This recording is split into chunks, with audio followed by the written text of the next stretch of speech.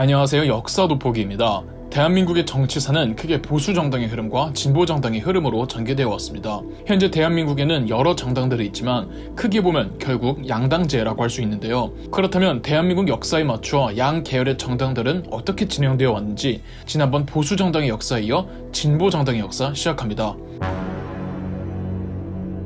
1948년 대한민국 최초의 총선이 치러졌습니다. 일대 국회를 헌법을 만든 국회라고 해서 재헌국회라고 하는데, 이때 여당은 보수 정당의 시작이었던 이승만의 대한독립촉선국민회였고, 그 다음 많은 의원수를 확보한 제1야당이 한국민주당이었습니다. 그런데 이 당시 한국민주당은 오늘날에 해석되고 있는 진보정당의 개념과는 다소 거리가 있습니다. 이땐 한국이 이념에 따라 남북한으로 분단되다시피 했던 때라 대한민국 정부에는 거의 모든 정당들이 다 우익 계열이었습니다. 좌익 계열은 전부 북한으로 넘어갔었죠. 한국민주당은 그저 야당으로서 이승만의 여당과 맞서 싸웠던 겁니다. 한국은 전 세계에서 유일하게 이념에 따라 분단된 국가이기 때문에 대한민국 정부의 공식 정당들은 기본적으로 우익 출신임을 깔고 가야 하는 겁니다. 다른 나라는 좌익의 개념이 있지만 대한민국은 좌파는 있을 수 있어도 좌익은 없어야 하는 거죠. 우리나라에서 6.8혁명이 안 일어난 이유도 그거고요. 아닌 게 아니라 한국민주당의 구성원들은 김성수, 윤치영, 송진우, 김준현, 조병옥 등 대부분 자산가 기업가 지주 출신들이 많았고, 한국민주당은 당연하게도 소수 엘리트 부자들을 위한 정당이었답니다. 오히려 보수 정당의 시작인 이승만의 자유당이 더 많은 대중의 표를 얻기 위해 노농층을 겨냥한 정책들을 많이 내놓으려고 했죠. 이땐 좀 뭔가 거꾸로 됐죠? 어쨌든 현 진보 정당의 시작은 좀 아이러니하지만 기업가와 지주들을 위한 정당이었던 보수 야당 한국민주당이라는 겁니다. 그런데 해방 직후에 빈부격차가 얼마나 컸겠습니까? 한국민주당이 계속 부자들만 챙기다가는 중산층과 서민층을 챙기는 이승만에게 밀리는 건 당연한 일이었습니다. 이미지 쇄신을 위해 김성수, 지청천, 신익희 등이 1949년 한국전쟁 직전 당명을 민주국민당으로 바꾸었고, 이후로 이승만의 자유당과 대립하였습니다. 김성수를 부통령으로 배출하기도 하고, 한국전쟁 이후로 민주국민당은 제멋대로의 개헌과 독재를 이어나가려던 이승만의 자유당과 계속 대립했습니다. 이때부터 민주당 계열은 독재에 항거하는 목표가 세워지는 거죠. 그러나 이승만 자유당의 탄압이 너무 거세지자 민주국민당은 1955년 안창호 후배 정치인들을 영입해 당을 개혁해 민주당으로 당명을 바꿉니다. 민주당으로 이승만의 자유당과 싸우는데 1956년과 1960년 대선에서 각각 이승만의 대항마로 나온 민주당의 신익희, 조병옥 후보가 선거 유세 도중 사망하는 일이 벌어집니다. 둘 다 원래 건강에 좋지 못했으나 하필 둘 다 연이은 대선에서 선거 직전 사망하니 흉흉한 소문이 퍼졌고, 여기에 3.15 부정선거가 딱 터지니까 분노한 국민들이 1960년 4.19 혁명을 통해 이승만의 자유당 정권을 내쫓아버립니다. 이로써 대한민국 정치 역사상 최초로 민주당이 여당이 되었습니다. 4대 대통령은 민주당의 윤보선이 선출되었지만 이승만이 내쫓긴 이후 대한민국은 일시적으로나마 의원 내각제가 되면서 민주당의 장면 총리가 모든 국정을 주도했습니다. 이런 분위기 속에서 무력 통일이 아닌 평화 통일이란 말이 나오고, 한국전쟁 당시 양민 학살을 진상조사하고 노조로 만드는 등 오늘날 민주당 정치념의 대략적인 아웃라인이 형성되었답니다. 물론 민주당 내에서 여전히 보수적인 성향을 가진 정치인들도 많아서 민주당을 탈당해 새로운 정당을 만드는 경우도 있었습니다. 그러나 이 민주당 집권기는 오래가지 못하고 1961년 박정희의 5.16 군부 쿠데타 이후 강제로 해산되어 버렸습니다. 민주당뿐 아니라 구자유당, 민주당에서 분파한 우익 성향의 정당들도 전부 해산되었습니다. 63년 군정이 끝이 나고 박정희도 공화당을 통해 정당 소속으로 대통령이 되고 정당 창당의 자유를 열자 구민주당 계열의 정치인들이 파벌을 만들어서 야당 정당들이 우후죽순 나타납니다. 복잡할 정도로 많았는데 1965년 결국 민중당으로 전부 통합이 됩니다.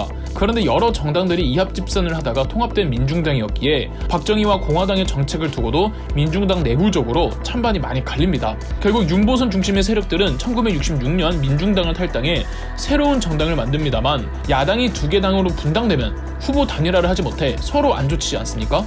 그래서 1967년 다시 단일화하는 데 성공해서 새롭게 탄생한 민주당의 정당이 신민당입니다. 신민당은 박정희의 공화당과 70년대에는 유신 정우회와 맞서 싸우는 제1야당이었습니다. 당수 내지 총재는 원로 정치인이었던 유진산이었는데, 유진산을 비롯해서 신민당대 원로 당원들은 과거 민주당 계열 흔적들이 남아있던 정치인들이라 박정희의 독재에 항거할 뿐 성향 자체는 보수였습니다. 이때 김영삼, 김대중, 이철승 등 당시 40대의 젊은 기수들이 각광을 받으며 이 젊은 신민당의 새로운 세대가 새로운 정치 이념을 들고 나오는 겁니다. 1971년에는 비로소 신민당에서 김대중이 경선 후보로 나와 박정희와 맞붙었고 승자는 박정희였지만 그 격차가 별로 나지 않았다는 것만 봐도 당시 국민들이 새로운 정치의 신선함에 반응했다는 걸 알 수 있죠. 70년대도 신민당은 김영삼, 김대중, 이철승 등 운영되며 박정희의 독재에 반대하지만 70년대 더 강력해진 박정희 독재의 유신 시절에 신민당은 김대중 납치 사건, 김영삼 제명 등 노골적인 탄압을 받아야 했고 인혁당 사건 등 정치권에서 빨갱이 프레임 선동으로 몰아가면서 힘든 나날을 겪어야만 했답니다. 이런 외부적 탄압도 있었고 내부적 결속력도 신민당은 많이 약했죠. 1976년에는 신민당 강목 사건이라고 자기들끼리 전당대회에서 강목 들고 패싸움을 벌인 적도 있고요. 1979년 박정희가 암살되면서 비로소 신민당에선 김영삼과 김대중 두 명이 대선 후보로 부상하지만 전두환 신군부 쿠데타 이후 1980년 신민당은 강제 해산당합니다. 몇 년 후 정치 규제가 좀 풀리자 구 신민당계 정치인들이 우후죽순 또 여러 군소 정당들을 만듭니다. 그러다 1985년 전두환 군부 정권에 항거하는 야당들끼리 모여 신한민주당을 창당하고 여기에 김영삼과 김대중도 참여를 하죠. 그리고 마침내 1987년 6월 민주화항쟁으로 군부 독재는 끝이 납니다. 그럼 다음 대선에서는 보나마나 민주당 계열인 신한민주당에서 경선 후보로 나오는 사람이 뽑힐 가능성이 농후한데 신한민주당이 상도동계와 동교동계로 나뉘어 있었습니다. 상도동계는 김영삼, 동교동계는 김대중을 말하죠. 두 계열은 합의를 보지 못해 서로 탈당했고 김대중은 평화민주당을, 김영삼은 통일민주당을 만들었죠. 결국 표가 갈려 군부의 잔당이었던 노태우가 대선에 당선됩니다. 그러나 1988년 총선에서 노태우의 보수여당이 참패하자 위기를 느낀 노태우의 보수여당 민정당과 과거 박정희 정권의 자녀 세력이었던 김종필의 공화당 그리고 김영삼의 통일민주당 세 당이 합당하여 보수의 결성체 1990년 민주자유당이 된 겁니다. 이로써 김영삼, 김대중 두 구도로 이어져 오던 민주당의 흐름에서 김영삼은 본인이 그토록 싸웠던 군부 세력들 쪽으로 붙게 되는 거죠. 덕분에 다음 대선도 김영삼의 보수정당이 승리. 이제 민주당계 진보정당은 김대중 혼자 이끌고 간 거죠. 3당 합당의 위기의식을 느낀 김대중도 1991년 여러 야당들을 통합해 오늘날 민주당 직계 전신인 민주당을 창당합니다. 늘 그랬듯 김대중이 이끌던 정당의 주요 이미지는 신선함이었습니다. 그래서 김대중은 이 새롭게 창당한 민주당에서 노무현, 이기택 등의 신진 세력들을 전폭적으로 밀어줍니다. 그런데 김대중과 이기택 사이가 멀어져서 김대중은 정통 진보정당의 새정치국민회의를, 이기택, 노무현 등은 보수정당 쪽으로 넘어갑니다. 이때 보수진영에서 정당 이미지 쇄신해보겠다면서 민주당계 인사들을 흡수했거든요. 한때 노무현 전 대통령도 보수정당에 몸을 담았던 거죠. 그러나 노무현 등의 일부 인사들은 당시 새정치국민회의로 들어오고 15대 대선에서 김대중이 대통령으로 선출하면서 대한민국 정치 역사상 최초로 평화적인 정권 교체가 이루어지죠. 2000년이 되면 새정치국민회의는 새천년 민주당으로 이름을 바꾸고 2002년 16대 대선에서도 노무현을 대통령으로 선출시킵니다. 그러나 노무현은 정치적 지지 세력이 너무 없던 바람에 민주당 내에서도 친노와 비노로 나뉘게 됩니다. 노무현 대통령은 자신의 친노 세력과 함께 2003년 열린우리당을 창당했죠. 대통령이 재임 도중 탈당을 하는 초유의 사태였고 진보정당은 새천년 민주당과 열린우리당으로 나뉩니다. 이러니 다음 총선에서는 표가 갈려 참패를 해버렸고 다음 대선을 위해선 이러면 안 되겠다 싶어서 2007년 합당을 하지만 이미 민심은 떠나버린 지 올해 17대 대통령은 보수정당에게 넘겨주게 되죠.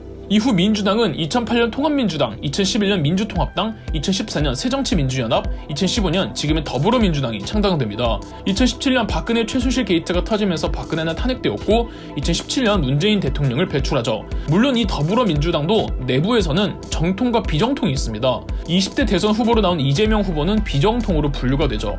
이렇게 보수정당의 역사에 이어 진보정당의 역사의 흐름을 개괄적으로 짚어보았습니다. 두 영상을 모두 시청하시고 대한민국 현대 정치사가 어떤 알력관계 속에서 진행되어 왔는지 그 흐름이 잡혔으면 합니다. 여러분 모두 투표하시고 그럼 역사 돋보기였습니다.